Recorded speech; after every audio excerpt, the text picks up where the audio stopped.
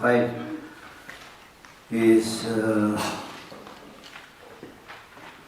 instructing about the behavior of lay people as well as monastics.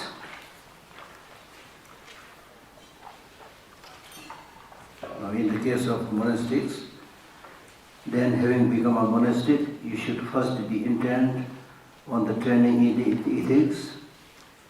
You should endeavor at the discipline of individual liberation. Individual liberation means because you aim to achieve liberation for yourself. Adhering frequently and delineating their meaning. So that means you should study the Vinaya monastic discipline texts and have extensive hearing on all the 3 Pitakas. Sutta Pitaka, Vinaya Pitaka, and Abhidharma Pitaka. Thereby you should know what to practice, what to adopt. Then you should forsake these which are called assorted faults.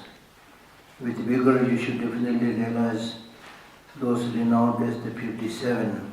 So it's saying that you should know even the translation assorted faults, I don't know, but what he's saying is you should give up even the smallest faults. And then you should understand, study these 57 things that to be avoided, which he is going to explain subsequently, and realize them. So this is a short explanation, and he gives the more elaborate explanation. First is asking that you should abandon certain shortcomings and faults. So first he speaks about the need to give up these 15 practices, 15 unhealthy ways of life, which is anger and so forth.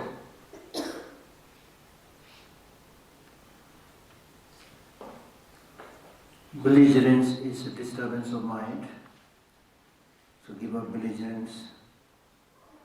And enmity is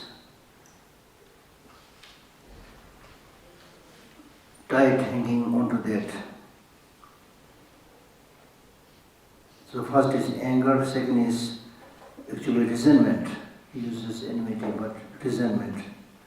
Resentment is tightly holding on the harm that somebody has done. And then concealment is a hiding of ill deeds when confronted. And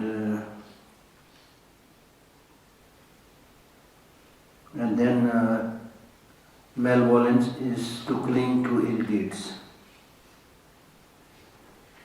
Then dissimulation is deceptiveness.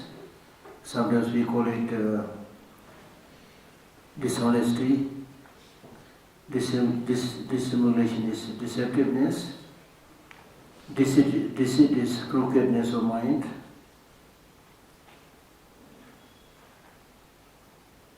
Jealous is to be bothered by others' good qualities. Miserliness is the fear of giving.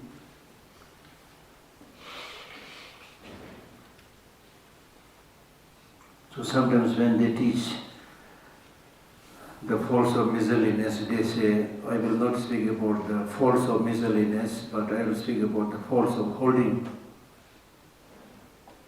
not being able to part away. Hoarding, holding and hoarding, accumulating more and more is not good for you.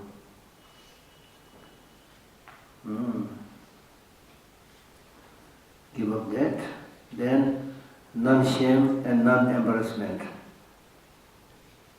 Non-shame means if you don't hesitate to do something without bothering about who you are. If you stop doing certain negative thing, saying that I'm Indian, I can't do this, I'm a Buddhist, I can't do this, then you use yourself as a reason not to do bad things. So that is, if you don't do that and act in the negative way, that's called non-shame. And non-embarrassment means when you stop doing something because of your showing concern for your parents, others, your respected teacher or something, then that is embarrassment. So not having that is non-embarrassment. Or insensibility concerning oneself. The first is concerning oneself and the second is concerning others, respectively. Inflatedness is not to pay respect. Inflatedness. Not to go down. Faulty exertion is to be polluted by belligerence.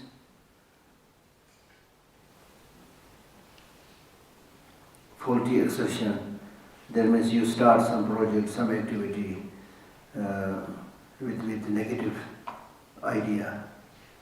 So that's a wrong exertion. Arrogance is haughtiness due to wealth, name, fame and so forth. Non-conscientiousness is non-application at virtue.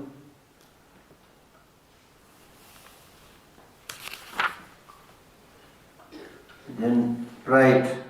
Pride actually has 7 different types. Pride has seven forms, each of which I will explain. Number 1.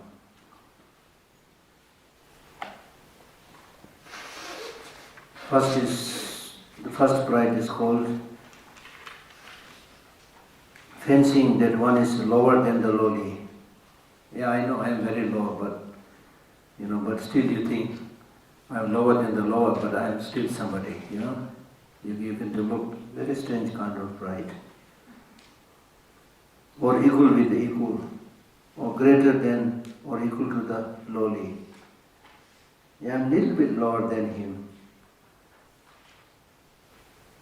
Nearly equal. I'm a little bit lower than the Prime Minister. Quite close. All are called the pride of selfhood.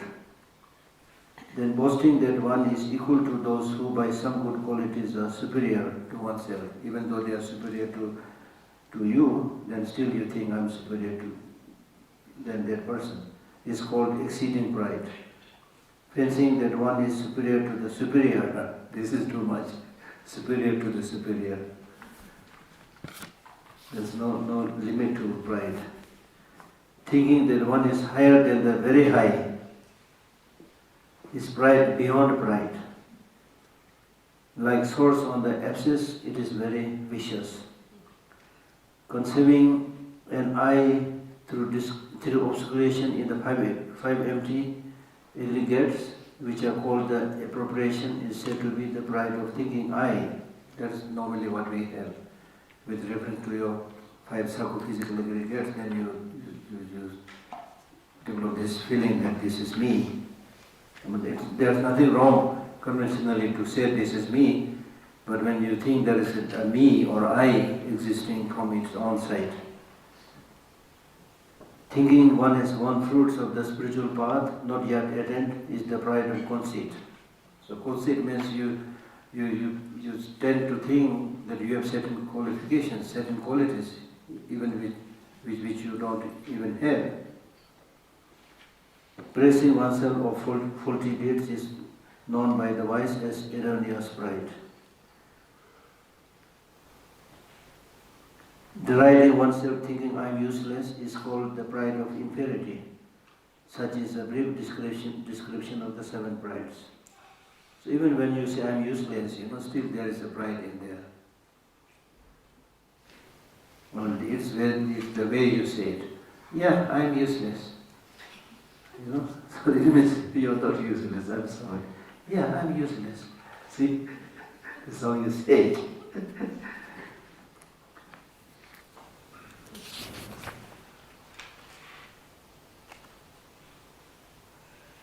Then, next is the remaining 41 faults out of the 50 something that you mentioned earlier. The next one is the 5 wrong livelihoods.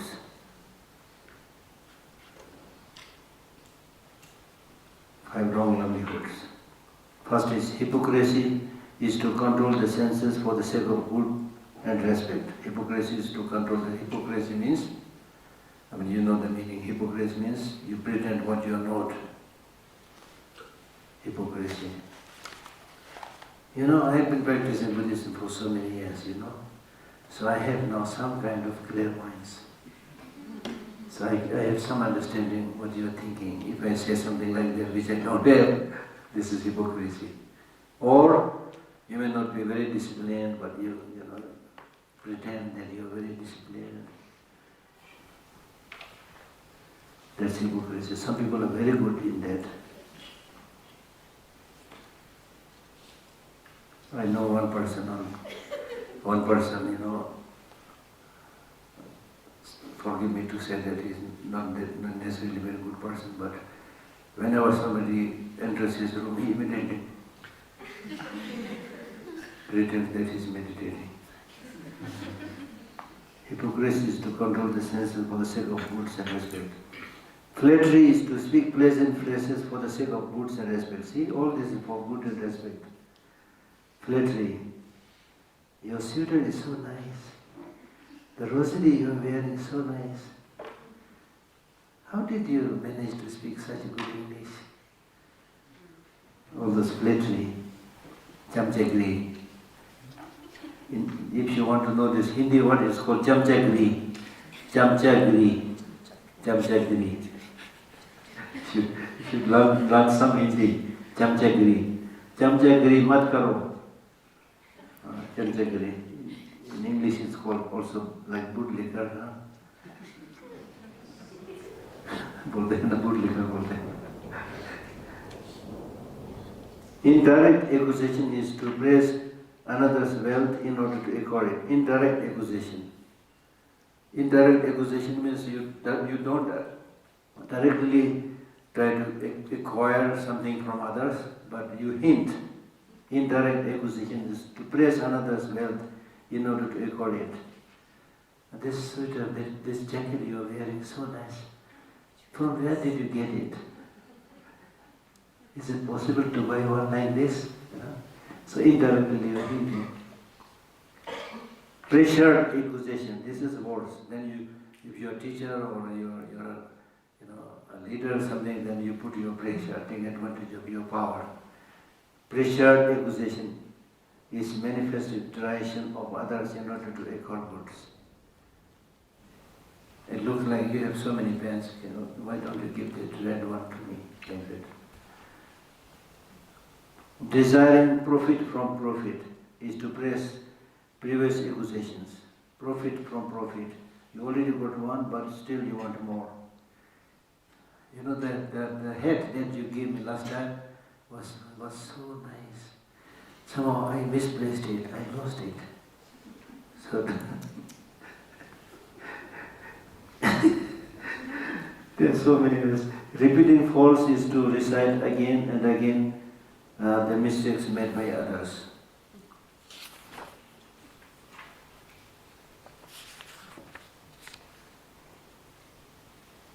Repeating faults. So repeating faults is not a nice thing, so don't do that. That's what he's saying. In Tibet, many aristocrats do that. In the political circles, so I'm sure people who have power, they normally do it. They look at people, and whenever they find some weak spot, then they highlight it. And then they victimize those people. They're very good in doing that. Repeating faults is to recite again and again the mistakes made by others. So this is to make others like timid and then take advantage of it. Non-collectedness is inconsiderate irritation arisen from illness.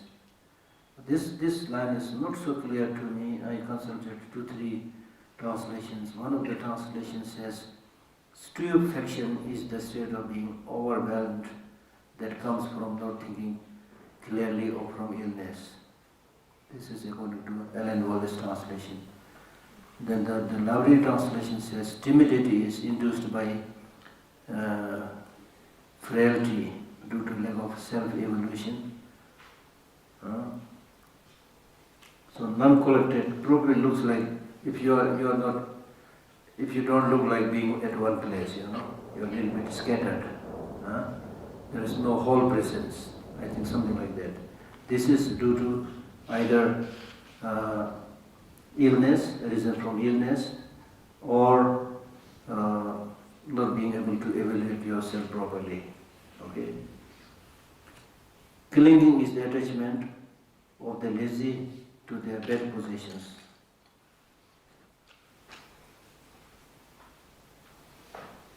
Discrimination of differences, discrimination impeded by desire, hatred, or obscuration.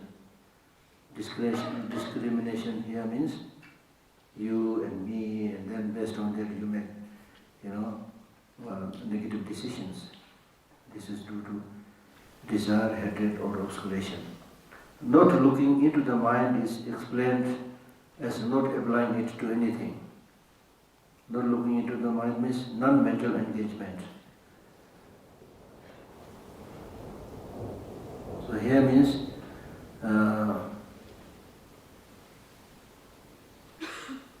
your mind is not actually engaging or analyzing anything, positive or negative. That means your mind has no position, no view, not applying it to anything. That is also not good. Degeneration of respect and reverence for deeds concordant with the practices occurs through laziness. That means if it is something in harmony with the religious practice, you should respect it. If that is not there, that is a fault. A bad person is regarded as being a spiritual guide, pretending to have the ways of the superabundant victor. So bad person is somebody who pretends that he has the knowledge of the Dharma and misguides people. Right? There are many people who do this. Yearning is a small entanglement arising from lustful desire. Obsession, a great entanglement also arising from desire. Entanglement. Basically all these negative emotions are entanglements.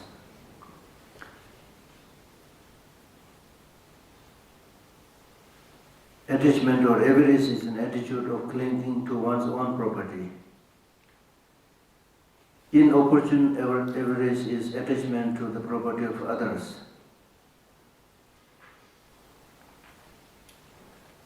So this is actually translated as improper avarice. Irreligious lust is desirous praise of women who ought to be avoided. Irreligious attachment. Unnecessarily praising of women out of attachment. Again comes hypocrisy. Hypocrisy is to pretend that one possesses good qualities that one lacks, while desiring ill deeds. So why he is repeating this? The first one says hypocrisy is to control the senses for the sake of goods and respect. Right? Here it says hypocrisy is to pretend that one possesses. So they are a little bit different. Two types of hypocrisy. The first one is just controlling your senses, pretending that you are a fine gentleman. Second one is pretending that you possess certain qualities which you lack.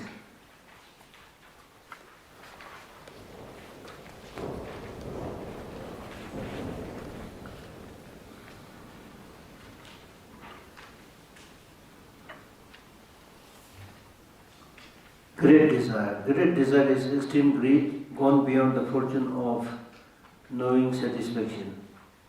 There is no satisfaction at all. There are many people who have no satisfaction at all. क्या बोलते हैं हिंदी में वो बोलना और चाहिए, no satisfaction at all. I want more.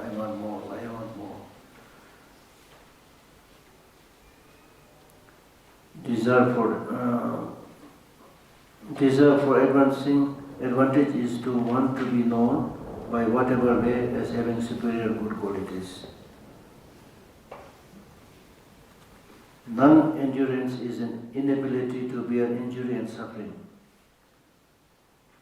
Non-endurance means intolerance, is an inability to bear injury and suffering. Impropriety is not to respect the activities of a teacher or spiritual guide. There are people who never show any respect to anybody. They'll say, what? We are all same. Are we all same? Yes, in one sense, we are all human beings. But among human beings, normally we have this way of respecting the seniors, those with more knowledge, But there are others who say, I don't care who he is.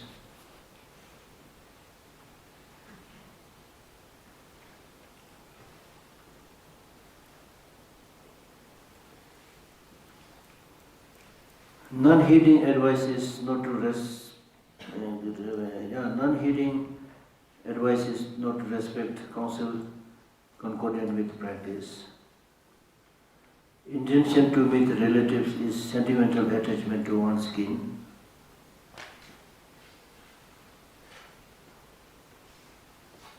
This is basically attachment. Okay? Attachment to objects is to relate their good qualities in order to acquire them. Fencing immortality is to be unaffected by concern over death. Conceptuality concerned with approbation is the thought that no matter what, others will take one as a spiritual guide due to possessing good qualities.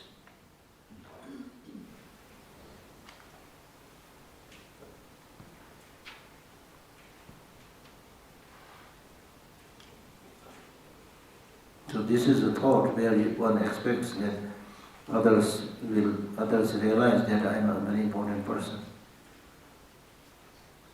hoping that she will become a lama or teacher for them.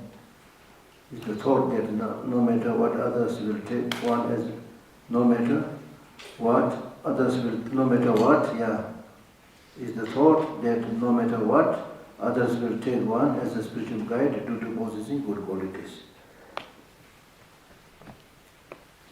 Conceptuality concerned with attachment to others is an intention to help or not help others due to being affected by a desire or an intent to harm.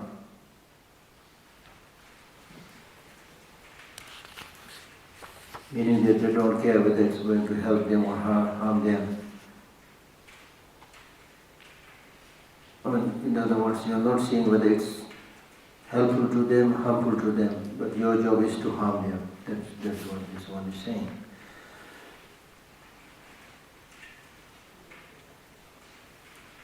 Then, instability. Dislike is a mind that is unsteady.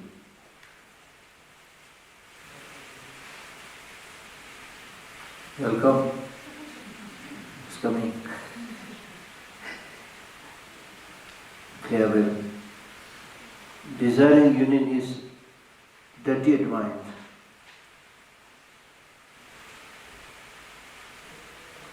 Indifference is laziness with a sense of inadequacy coming from a listless body. Indifference. When you don't want to make any effort, then you remain there indifferent. In short, this is due to laziness. Distortion is for the afflictive emotions to influence body and color,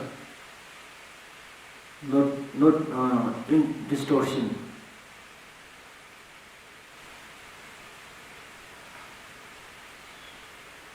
Distortion is for the afflictive emotions to influence body and color. So that distortion, or actually the word used is change, Change or distortion is due to afflictive emotions, due to which your body changes, and the color of the body changes. Like for example, when you get angry, color of face changes, like that. Distortion is for the afflictive emotions to influence body and color. Not wishing for food is explained as physical sluggishness due to overeating. When you have overeating, they don't like eating. So that is also. So he's saying this is also not good sign. If you don't have taste for food, maybe not a good sign. Either you are sick or you have eaten too much. So be careful. I think that's what he's saying. A very dejected mind is thought to be fearful, faint-heartedness. Dejected mind, when your mind is very low, you feel very low, this means you are discouraged. Longing for desire is to desire and seek after the 5 attributes.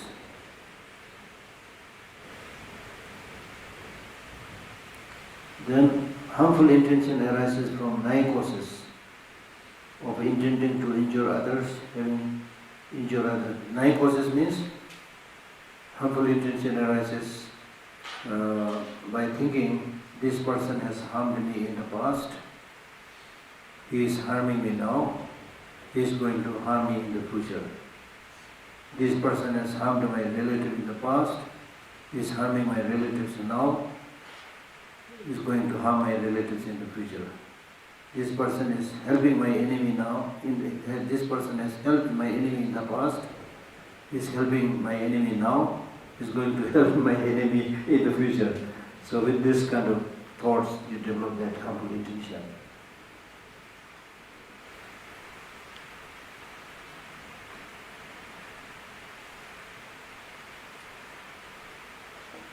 Harmful intention arises from 9 causes of intending to injure others, having senseless qualms concerning oneself, as I mentioned, friend and enemy, in the past, present and future. That's what I explained. Sluggishness is non-activity. Sometimes this is translated as torpor, T-O-R-P-O-R, mental torpor. It's a non-activity because due to the heaviness of mind and body.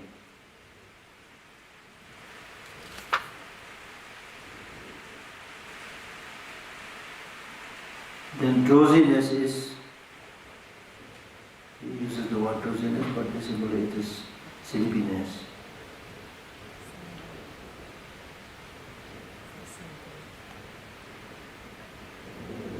Sleep is of course important, but not all the time. So too much sleeping induces ignorance also, because then you feel very comfortable if you keep on sleeping, yeah, very comfortable. But then your mind gradually becomes confused, not clear. Right.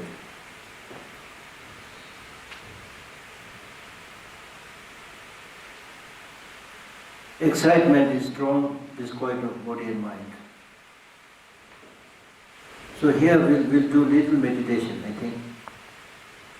We never did any meditation, let's do short meditation that will explain that excitement. Okay. When you do the meditation, what you need to do is observe a correct posture.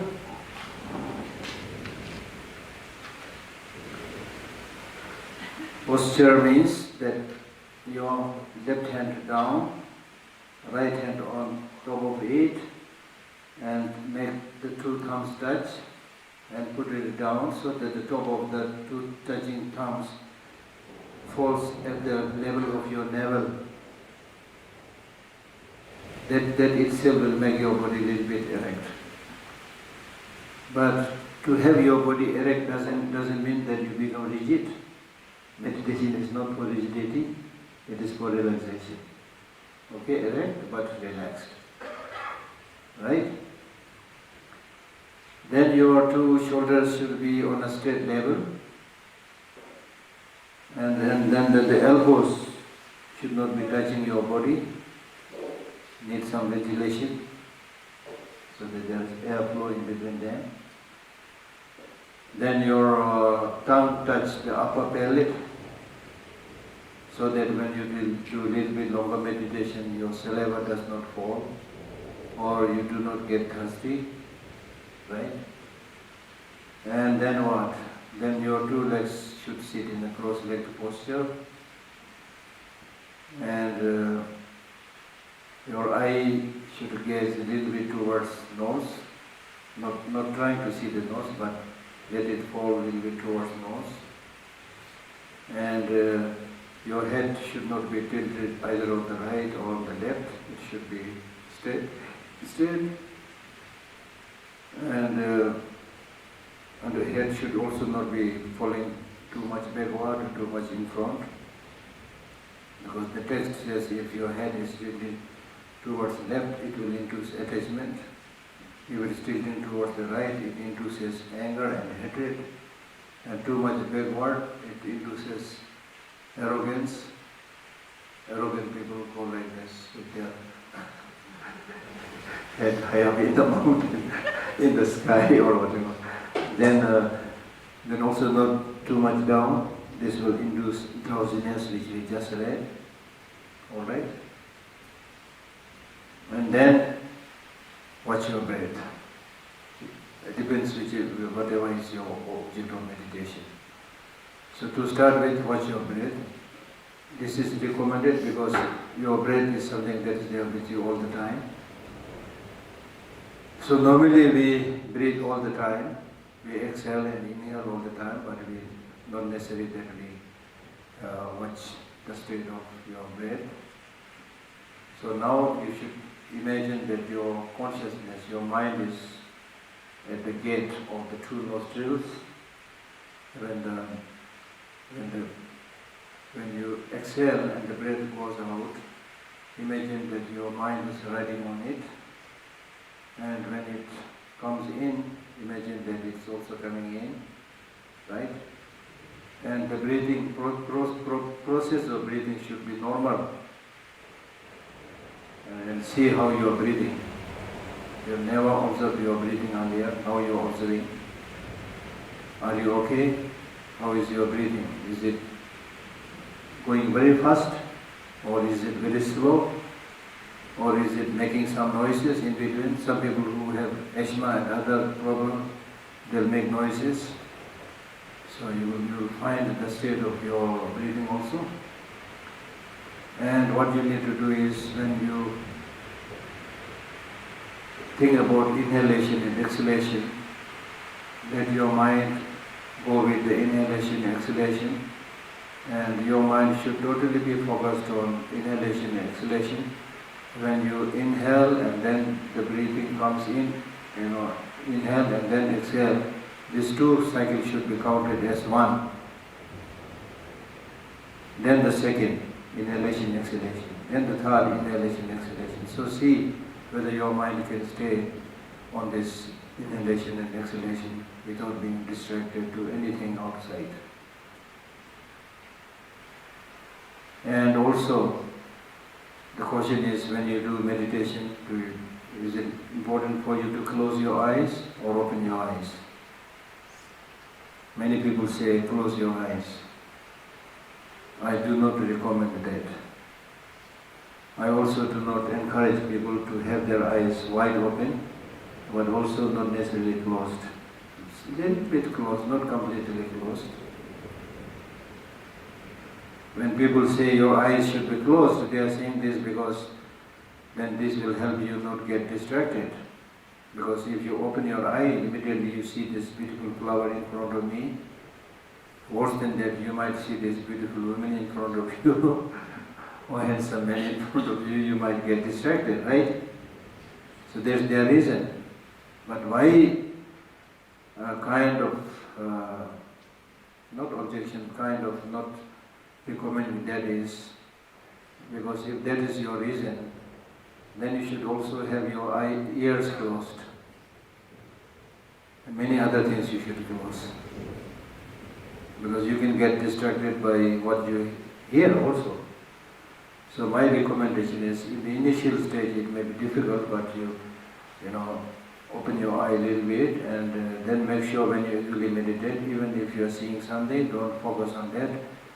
Even while your eye is seeing something, make sure that you are not distracted and your mind is focusing just on the breath. If you achieve success in this, then wherever you go, you will be able to meditate. Meditation is needed even when you go into a big market, big crowd.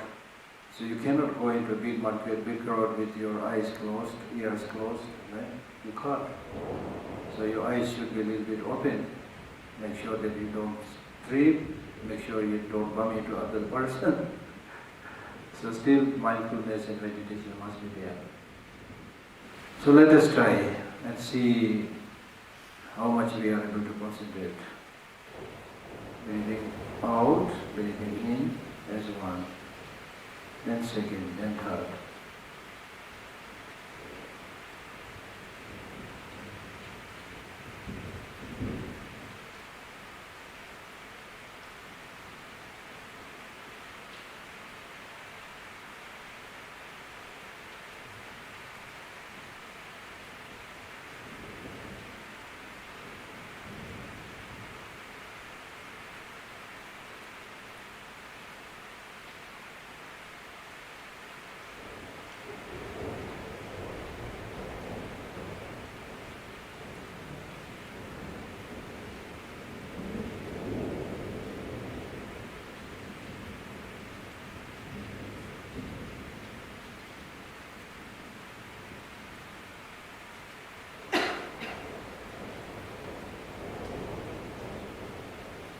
One thing that is very sure is when you are meditating and remain silent, you can hear things more clearly. Right? You can now hear the sounds from the cloud much more clearer than before. And similarly, if there is any kind of irritation in your body, you can immediately notice it. Pain in the back, pain in the neck, or a little bit pain in the knee. You will immediately notice it, which you may not notice when you are not meditating. There is the reason that you should always concentrate and focus whatever you are doing, so that you are able to see the shortcomings as well as qualities.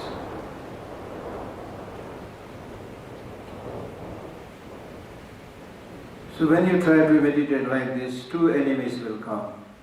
One enemy is called mental sinking. When you try to have your mind focus on the object, you gradually lose the object, and then your mind starts sinking, and then become drowsy, then you might end up sleeping. Still people might think you are meditating, but you are basically sleeping, not meditation, not meditating. Such kind of drowsiness, sleepiness comes either by having not slept properly earlier, or because of overeating, as was suggested in this text, not to overeat. So when such sleepiness comes, you should reflect on some point which will raise the spirit of your mind. How can I be so drowsy, and how can I be so sleepy? I'm in the samsara, I'm in an impermanent world, when I'm going to die, I don't know, so I can't just enjoy sleeping. So I have found this precious human life, I must practice. So try to make your mind, excited, raise the spirit of your mind. Then continue with your meditation. And sometimes, opposite to this sleepiness, your mind may be quite active, and so active that the mind loses the object of meditation and gets very excited, and instead of meditating on the chosen object, your mind now may be remembering a picnic that you had last time. So people think you are sitting meditating, but you are actually picnicking. Right? So when such things happening, then you should again think about something that has a sobering effect on your mind. I'm in the samsara, I have sufferings, problems, right? Think something like that. That will have a sobering effect on your mind and will be able to meditate on the object.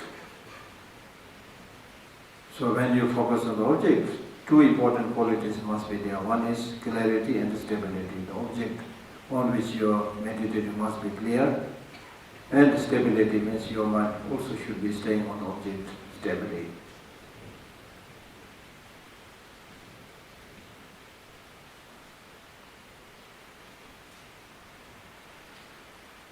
Breathing meditation is precursor to all kind of meditation. It may not necessarily be the main meditation, but it is a precursor to all your meditation. And it is very important in the sense because your breath is your lifeline. Your breath is your remote control to your brain. It will also help transform and change your brain. So in this way, when you are able to achieve some kind of stability, then you can change the subject. Next time you meditate on the image of Buddha, or meditate on compassion and love and so forth. But there is a difference between meditating on the image of Buddha or meditating on compassion. If you meditate on the image of Buddha is, you look at the image of the Buddha properly, then without looking at the image, try to remember the reflection of that image, try to get this mental reflection of the image. And then when you're meditating, you're not meditating on the actual statue, but you're meditating on the mental reflection of that image. But when we talk about meditating on compassion, we are not placing compassion out there and then trying to focus on it. Meditating on compassion means your mind should itself be changed, transformed into a compassionate state. So there are many, many different types of meditation.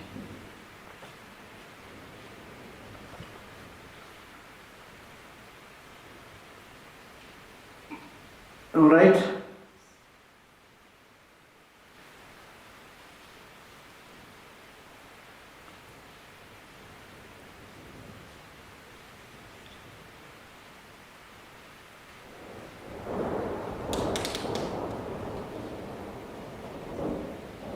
So you enjoy this peace when you are with yourself in this state of mind.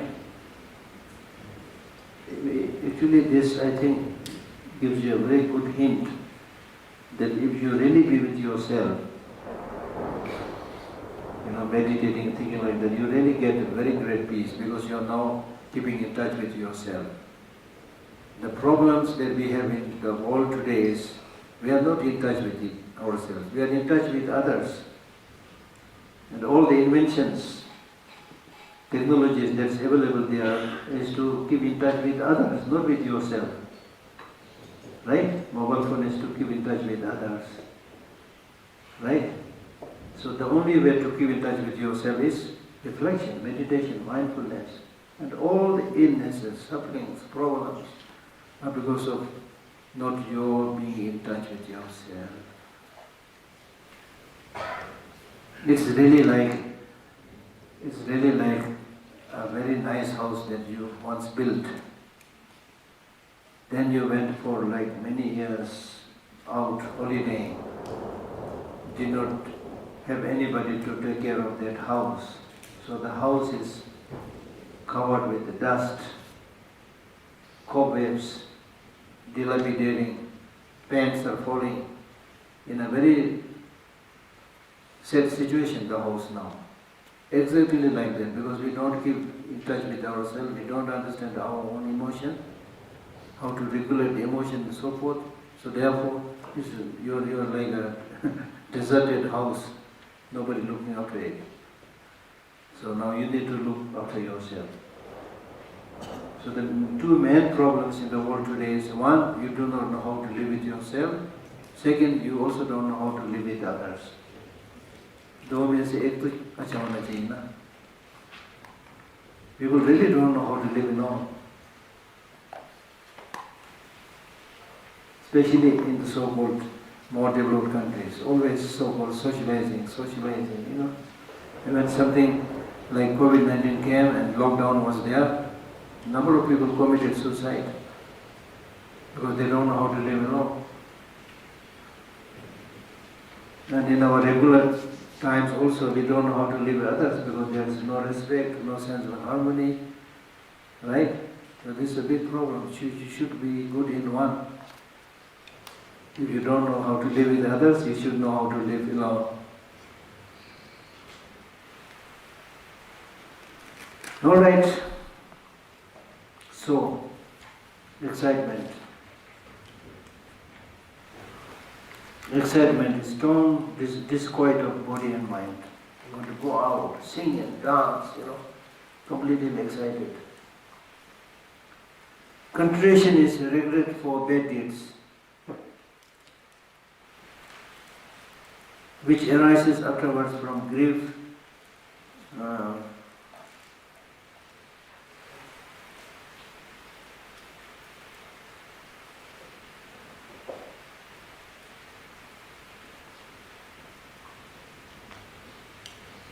So here contrition is not, it should not be understood as regret, having done something good, then regret, then that is a good one.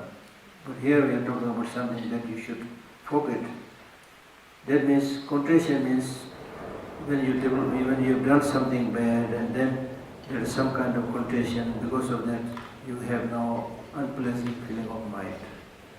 Unpleasant feeling of mind,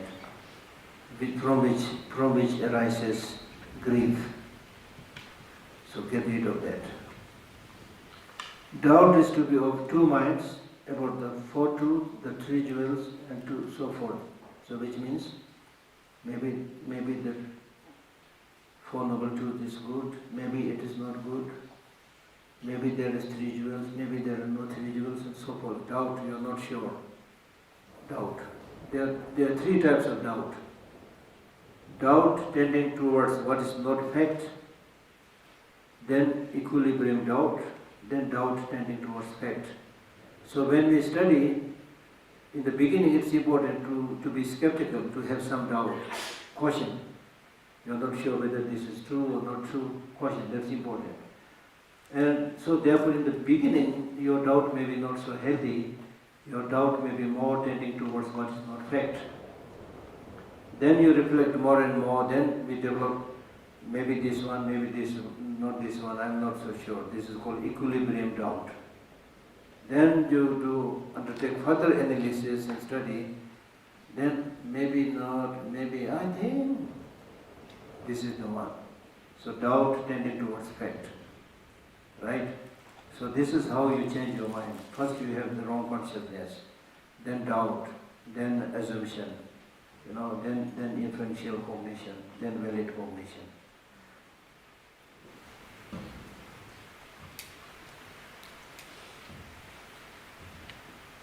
Householder bodhisattvas abandon those diligent in monastic vows abandon more. So all these things that we explained earlier, this is summary. All these things that must be 50 something that must be abandoned, these are abandoned by even the house bodhisattvas who are householders. And then of course it should be abandoned by the monastics. Free from these defects, good qualities are easily observed. Good qualities are easily actualized. Okay.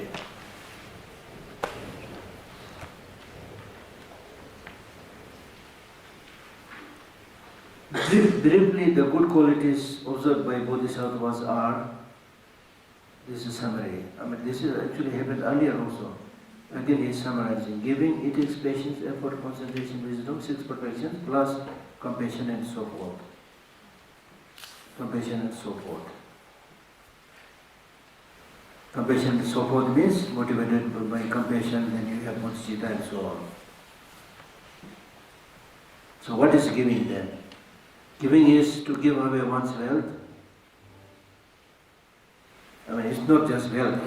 Here because he's addressing the king, he's talking about giving the wealth, but generally giving means giving wealth also, and giving fearlessness, giving teaching. And what is ethics? Ethics is to help others.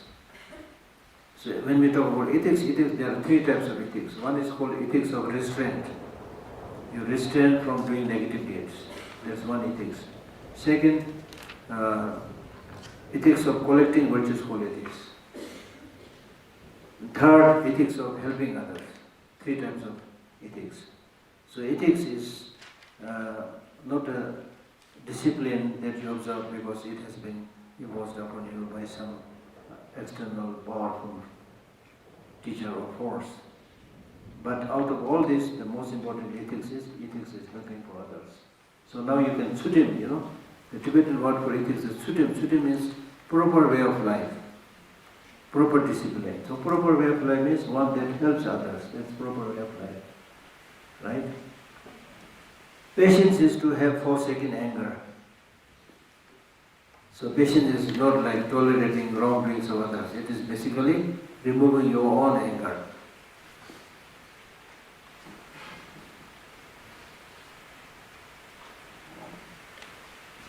Patience, there are also many types.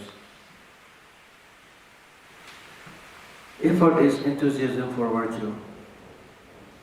It is effort here is not just hard working. It is delight in doing good things.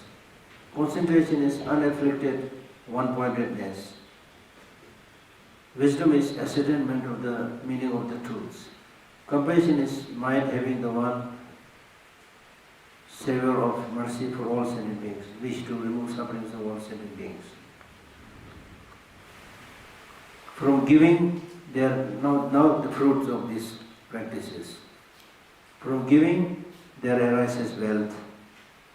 From ethics, happiness, well-being. I mean, not so much about happiness, but you get this kind of well-being.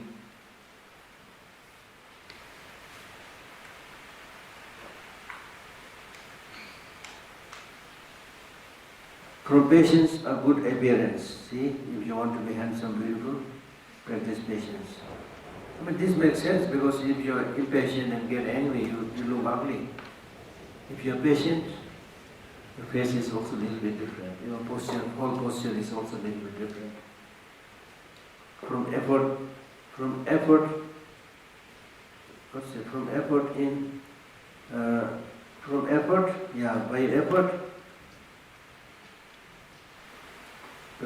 in virtue arises brilliance.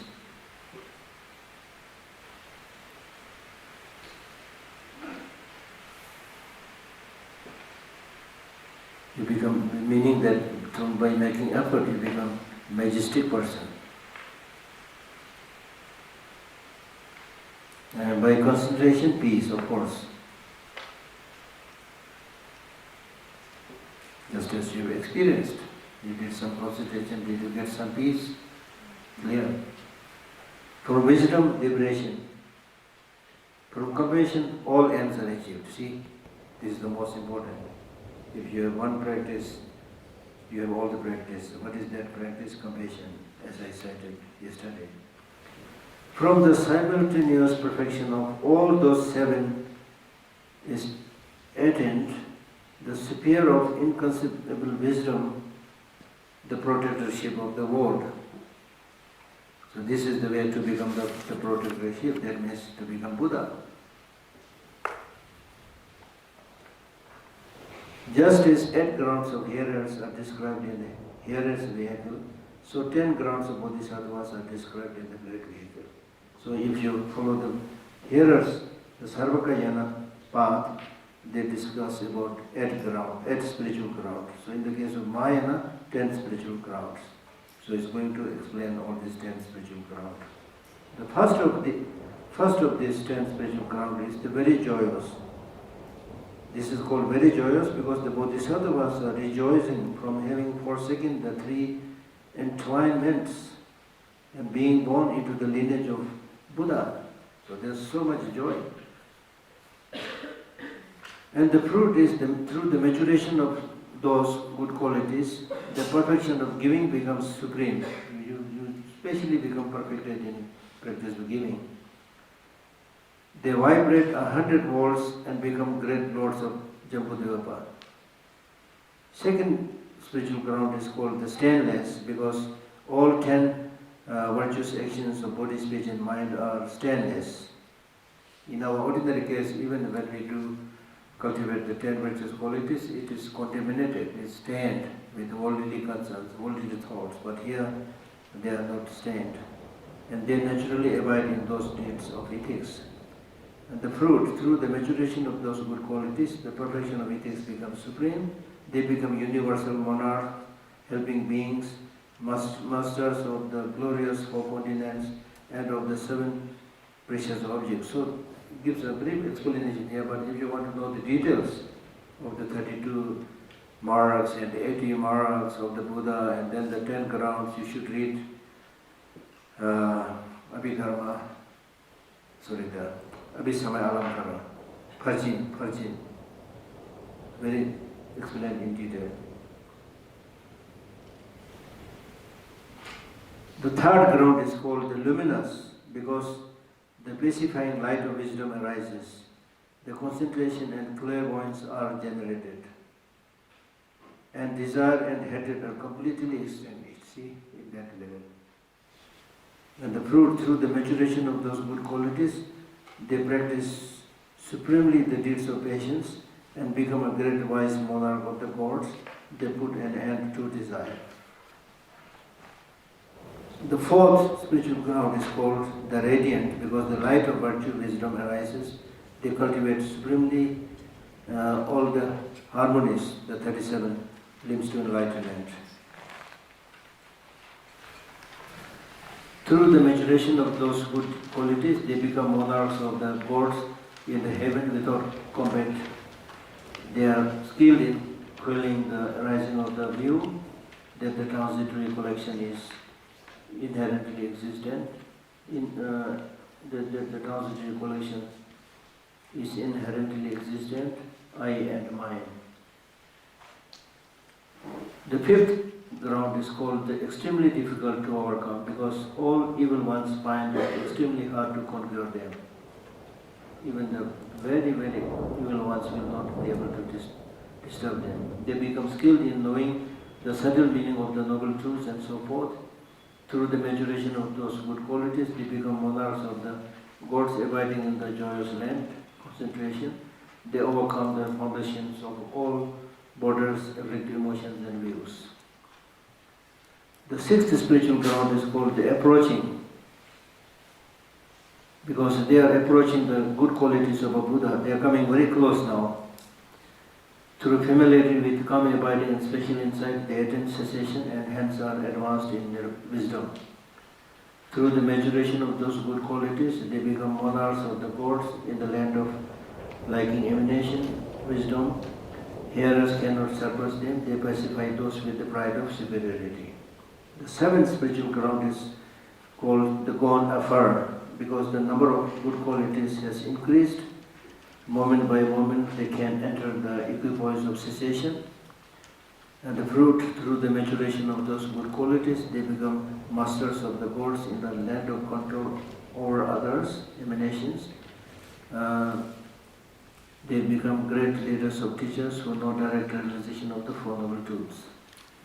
The eighth ground is called immovable, because the youthful ground, through non-conceptuality, they are immovable. And the sphere of activity of their body, speech and mind are inconceivable. Fruit, through the maturation of those good qualities, they become a Brahma, master of 1,000 worlds, 4 destroyers, solitary realizers, and so forth cannot surpass them in positing the meaning of doctrine. The ninth ground is called excellent intelligence.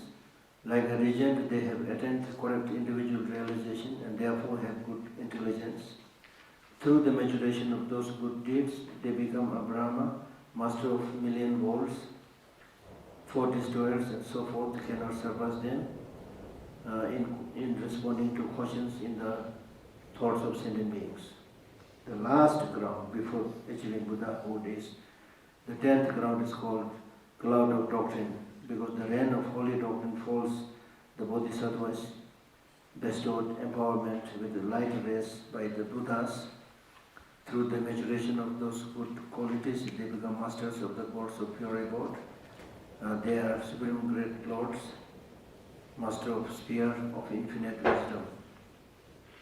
Thus the 10 grounds are renowned as the 10 bodhisattvas, sattva grounds. The ground of bodhisattva is different, being in all ways inconceivable. This is, as I said, is a very short explanation, but you will be like amazed the detailed explanation of the qualities they achieve on this different level of ground. You know. So how on the earth somebody can explain if nobody is there? Right? I was once reading a Buddhist philosophy text written by, now I forgot the name, David Kalufana. David Kalufana seems to be a good writer. So she is in that book written that there is one level of Buddha's teaching where you may be hearing for the first time, but you can agree, yes, this seems true, this looks like true, based on my own personal experience also. Then you go to one level where you really have no idea what it is. But still it is presented in such a systematic way. But unless somebody has been there, nobody can give such a detailed explanation. Right? So where did they come from? Huh? So where did the detailed explanations come from? Come from Buddha. Oh, this all scripture. Yeah. The holy masters were on those paths.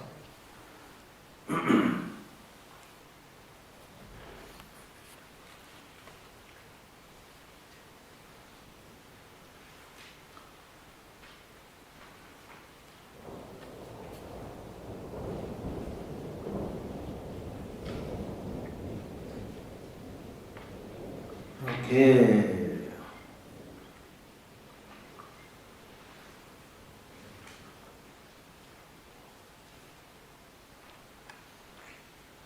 Thus, those 10 grounds are renowned as the 10 Bodhisattva grounds, the ground of Buddha.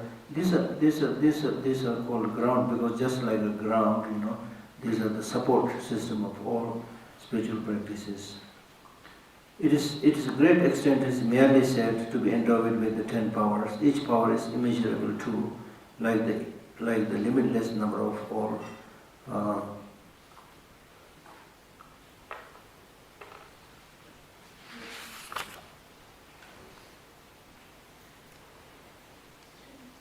transmigrators.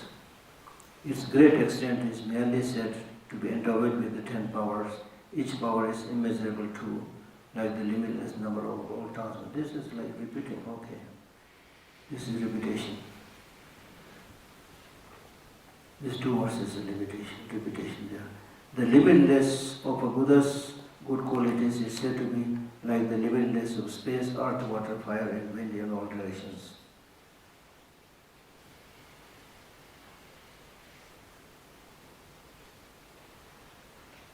In other words, the Buddha has again so many qualities like the 10 powers and so forth, which we cannot really measure. If the causes are reduced to a mere measure and not seen to be limitless, one will not believe the limitless of the good qualities of the Buddhas. So this is saying that if the causes are like limited, then the fruit will also be limited. But this is not the case. The causes are unlimited, therefore the fruit is also unlimited. Therefore, in the presence of an image of monument of something else, or something else, say these 20 stanzas 3 times every day. Homework. No, you need to do this homework. Just homework, we'll read the homework. Going for refuge with all forms of respect to the Buddha's explained doctrines, Guru community and Bodhisattvas, I bow down to all that are worthy of honor. I will turn away from all ill deeds and thoroughly take over all meritorious actions. I will admire all the merits of all embodied beings. With bowed head and joined palms, I petition the perfect Buddha to turn the will of doctrine and remain as long as transmigrating beings remain. Through the merit of having done thus, and through the merit that I did earlier and will do, may all sentient beings aspire to the highest enlightenment. May all sentient beings have all the standless faculties, released from all conditions of non-leisure, freedom of action, and endowed with good livelihood. Also, may all embodied beings have jewels in their hands. May all the limitless necessities of life remain unconsumed as long as there is cycle existence. May all women at all times become supreme persons. May all embodied beings have the intelligence of wisdom and the legs of eagles. May embodied beings have a pleasant complexion, good physique, great splendor, a pleasing appearance, freedom from disease, strength and long life. May all be skilled in the means to extinguish suffering and have liberation from all suffering, inclination to the three jewels and the great wealth of Buddha's doctrine. May they be endowed with love, compassion, joy, even-mindedness, devoid of the afflictive emotions, giving ethics, patience, effort, concentration, and wisdom. So I think that completing the two collections of merit wisdom, may they have the brilliant marks and beautiful features even while on the path, and may they cross without interruption the 10 inconsumable crowns. May I also be adorned completely with those and all other good qualities, be freed from all defects and have superior love for all sentient beings. May I perfect all the virtues for which all sentient beings hope, and may I always relieve the sufferings of all sentient beings. May those beings in all worlds who are distressed through fear become extremely fearless, even through merely hearing my name, through seeing or thinking of me, or only hearing my name.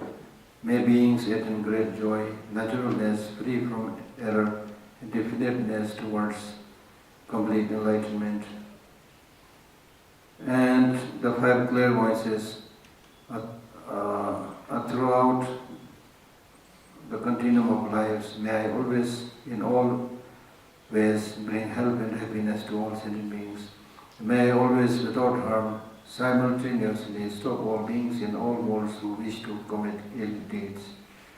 May I always be an object of enjoyment for all sentient beings according to their wish and without interference, as are the earth, water, fire, wind, herbs, and the wild forests. May I be as dear to sentient beings as their own life, and may they be even more dear to me.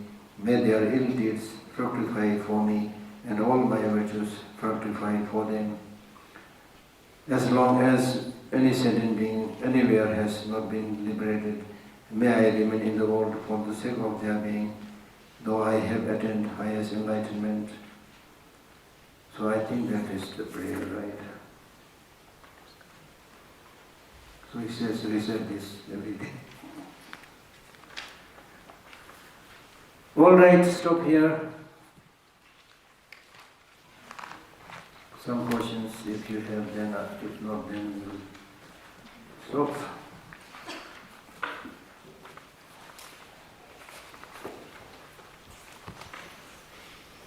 Yes.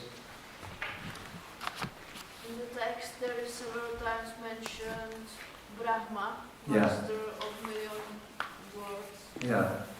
What it actually means? Brahma is an Indian deity, Indian god, which is very powerful. So even if you achieve such a state, it's something. Sorry? Even if you achieve such a high state, it is something. So it is something where if we master all these things, it is mentioned as fruit. Yeah. When we talk about fruit, there are many fruits. Some mundane fruits, some extra mundane fruits, right? So even if you achieve a state of such great, deities like Brahma, this is something. I thought the Brahma is... Sometimes the word Brahma also is translated as purity. Brahma means, Trengwa means somebody that is completely pure and clean. That would also be the meaning.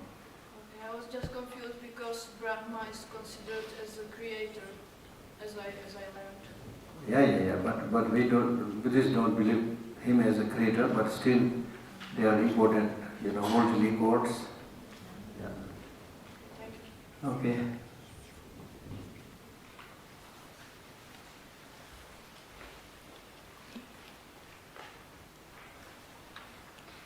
Geshe, in this verse 438, at the last line it says that from compassion all ends are achieved.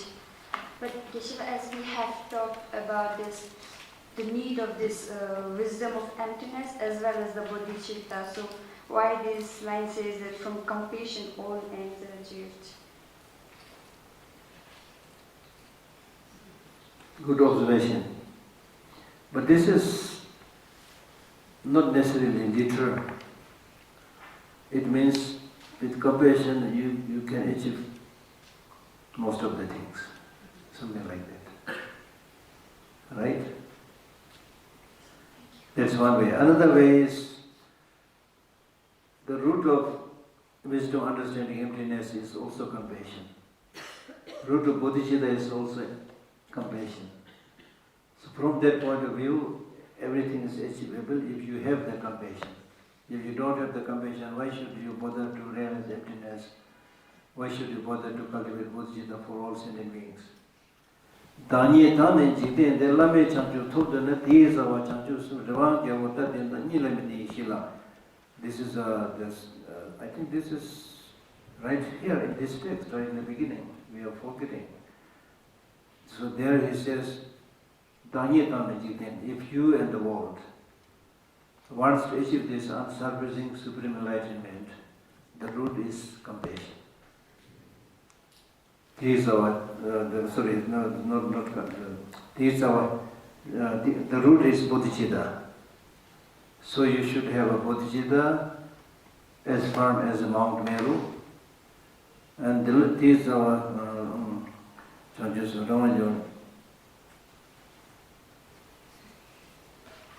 and then plus the non-dualistic mind, then plus the compassion.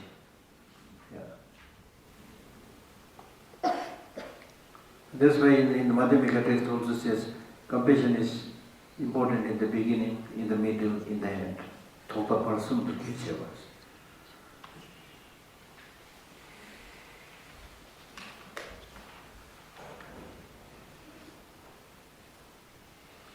Namaste, Geshe. I have one question that is pertaining to between 3 times. Three times we all appreciate that history is always, past is always history, future is a mystery, and we need to be in present. Yeah. In the morning we also had analytical meditation wherein we were emphasized on how we can be in present. Yeah. But I had always this dilemma that although we need to be in present, we also need to think about future in order to secure it. For example, if I want a better retirement, then I should be saving, and for that I need to do some savings. Yeah. So ultimately I'll have to think about future. Yeah. But at the same time, when we do that, sometimes I feel when we try to work towards the future, we get engulfed in it, so that we do not remain in the present. So my question is to you is how we can have a right strike between the current, present and the future, so that we do not have this. Out of the 3 times, present is important because you are living in the present. Past may be very important, but past is gone, right? So it is almost like outdated check. That's gone. But that doesn't mean you can't learn anything. You can learn something from the past. It's not saying nothing to do with the past, but it's all saying don't get lost just thinking about what has happened in the past. Because there are people who I know, I know some friends, who had lost some of their family members, or they had a car accident 20 years back. Every time I meet them, they talk about it and then cry. Useless. So you can learn. Then future also is important, but future is yet to come. So today is cash. It's not outdated check. Today is cash. Right? So even if you're somebody who's really worried about the future, do all those things which will bring good future now. without living in the present, without doing anything, expecting a great thing in the future is like daydreaming, useless. So that's why it's living in the present. Yeah. And secondly, when we were just going through the flattery, right? Yeah. So flattery is something when you do something with some expectation. Yeah. And there is another thing called appreciation. Like if you really like something. Appreciation is appreciation. It's not gold platery. Yeah. So there is a difference. There's a difference, of course. You can appreciate a thing without expecting anything. Exactly. Exactly. Thank you. There's a difference between chamchakari and. इसको क्या बोलते हैं appreciation को हिंदी में? हाँ? तारीफ करना, अच्छा. Hi, Geshe Lhakdor. हाँ. My question is like, I don't know, we're talking a lot about emptiness and like negative emotions and how they're like really bad, or like you can use emptiness to distill the negative emotions, but how do we, I don't know, I can see ways like, I guess they call it like spiritual bypassing, to just sort of like use these ideas to kind of bypass these painful experiences, or like deny the anger and try to squeal around it. So like what are ways in like the Buddhist tradition that we can make sure that we embrace, or like not use the teachings to also kind of get around it ourselves? So, I was thinking we could use Buddhism as a way to avoid or get away from the bad stuff, just use it as a crutch kind of, is that what you think? yeah. Yeah, of course you can use it. The whole teaching is for using. Yeah. But you don't have to declare, these are Buddhist teachings, If you want, you can, but no need to make a big announcement if not necessary. But you should use all these teachings to navigate your path in the complex world. Yes? Well, I think I'm saying like, you could use emptiness like, okay, well, I don't really exist in this way, so my feeling of sadness doesn't really matter, and it doesn't really exist, so I shouldn't feel sad right now. Is that sort of the way you want to use it, or like how do we avoid that sort of pitfall, I guess? I got it. This is really, again, the problem of not making a distinction between inherent existence and existence. If you have suffering, it is there. We are not saying that because it doesn't exist inherently, therefore there is no suffering. No, you have suffering. You are conventional, you are suffering. You have suffering, therefore you need to find ways to solve it. If you sit there saying, sufferings don't exist inherently, that if you are very, very good practitioner, then maybe some relief. Otherwise, even if you say, suffering has no independent existence, but still you will suffer, There is this story of two great scholars debating, One person was saying there is no I having inherent existence, and he even went to the extent of saying, therefore there is no I. So the opponent really had nothing much to, reason out. So then he came out with a needle and pricked that needle to the person. Then he said, so don't do I'm here. So you are very much there. So you need to take care of yourself. Thank you. Yeah.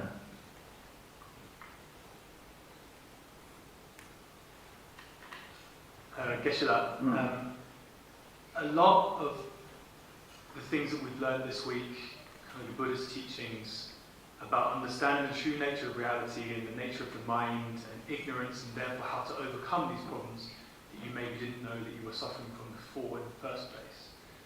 If you're a child or even a newborn baby where you don't know these concepts yet, could a newborn baby or a child instinctively or intuitively achieve enlightenment without having to learn all these concepts of Buddhism? And how could you encourage a child to achieve enlightenment at that early stage in life before they get bogged down in things like... In the early stage of the childhood, you can't teach this complex philosophical, ideas and theories. you should just be a good role model, example for them through your regular ways of life, the way you speak to other people, the way you smile, not being angry. Those are the most important things. You can't talk about emptiness and other things. So therefore, of course, they have to grow, and learn just like any other subject. Okay.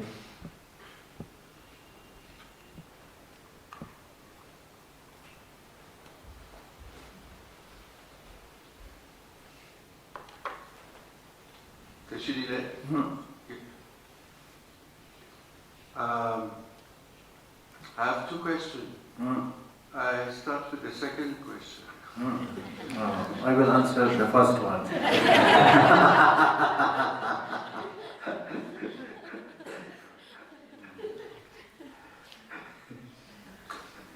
So, in the Buddhist, the reference is Siddhartha.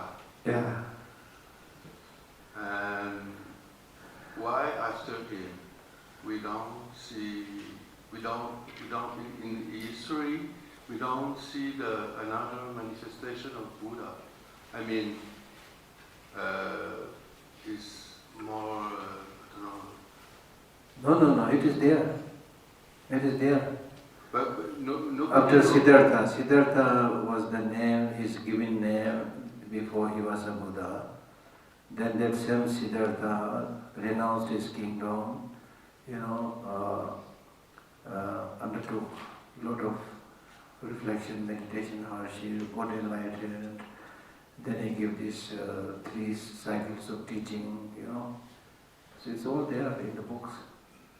Okay. Yeah. Because Siddhartha teach, but some get the enlightenment, but they don't teach. But after him, how many Buddha teach like him? After Buddha, Yeah, he wants to know where are the rest of the Buddhas that come along. There are more Buddhas. we normally say 4 Buddhas have already come. Next Buddha is yet to come. There will be many yet to come. And it said during the so-called fortunate eon, 1,000 Buddhas will come. I don't know when is it. So, Now the next Buddha is said to be the Maitreya Buddha. Maitreya Buddha, who is yet to come. Therefore this famous controversial spiritual guru, Acharya Rajneesh, he seized that opportunity and said, I am the Maitreya Buddha. And then the real Buddhists Indian Buddhists living around Pune, they all demonstrated against him.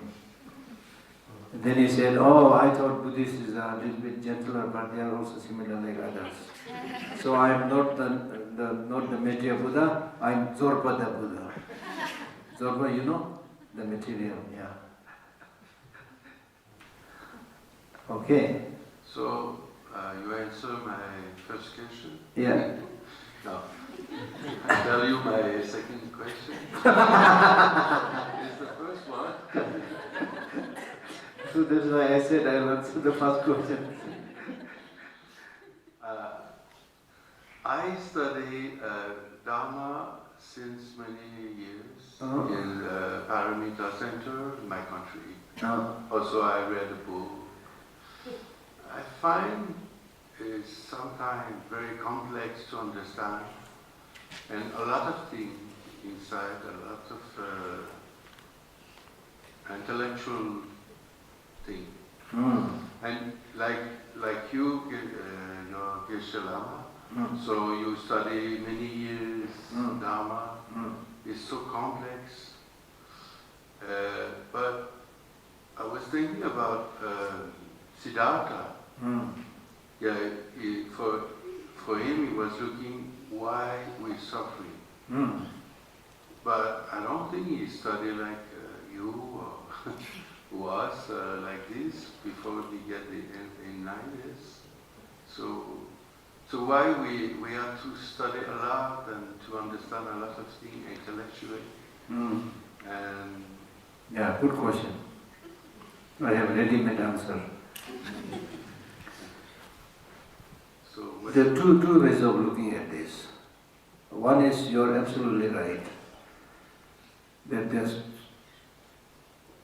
so many things to know, and you cannot know everything. There's no need to know everything. This is very true. As I mentioned already earlier, if you're thirsty, you need to drink water, not necessarily the whole ocean. So for those of us who think this is very complex, just get the essence. It will bring its own great benefit, maybe not necessarily achieving Buddhahood, but it will bring a lot of benefit, happiness, physical, mental happiness. So that's enough. But another way, why we need to know all this, number one, why all this, some of this, not all of the teachings, some of the teachings, why they are so complex? Because it's the way it is. The things that scientists are studying, they are complex.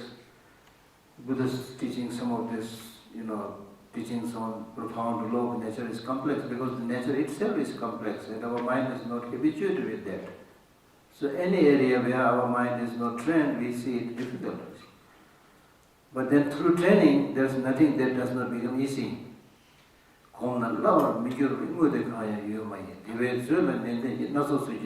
This is from Shantideva's Bodhisattva Avatar, where he says, if you get habituated with something, if you really want to know something, get habituated with it. Spend time, there's nothing that will not become easy. So therefore you should have patience, and through manifold processes, you should get habituated.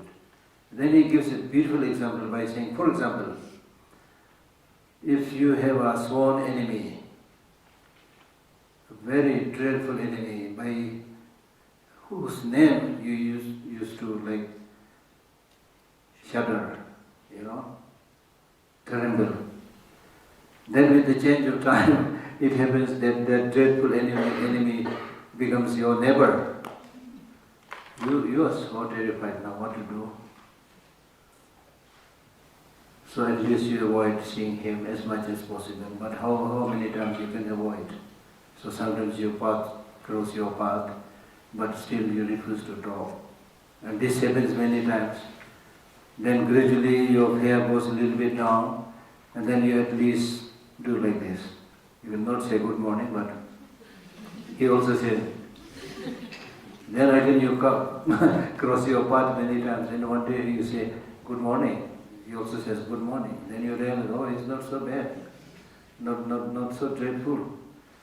Then gradually you start talking, oh, weather is nice or whatever, Then you start gradually inviting each other for a cup of tea, something like that. And then slowly you become such a close friend that this same person, whose name, just by hearing his name you used to tremble, now has become such a close friend that you are unable to live without his presence. In his absence you can't live. So this is habituation, right? And then your more important question, I have studied more than the Buddha, no. Because we are just reading books. Buddha was reading nature. If you look at all the great teachers of the past, when they had no school, no books, all these great teachers of any religion, they were studying nature, not books. So unfortunately today we read books, we never live within nature, never study nature. Right? So these great teachers, they have studied not to pass any degree, to get any, certificate, but they were really like great scientists, they were really into the nature, focusing them, understanding them. So they become really, really realized beings. And those of us who just read books and not really know much about the nature, just repeat what other teachers say, And it is the human way. If you read something, imitate something, then you are quite well versed in explaining it, then they'll say, he's a great scholar. Scholar, what do you mean by scholar? All human activities are imitations. And one who does the best imitation is called a scholar. Nothing else. Right? Okay. Yes, this is the last. I have this question regarding the child. Children's, if there is the child,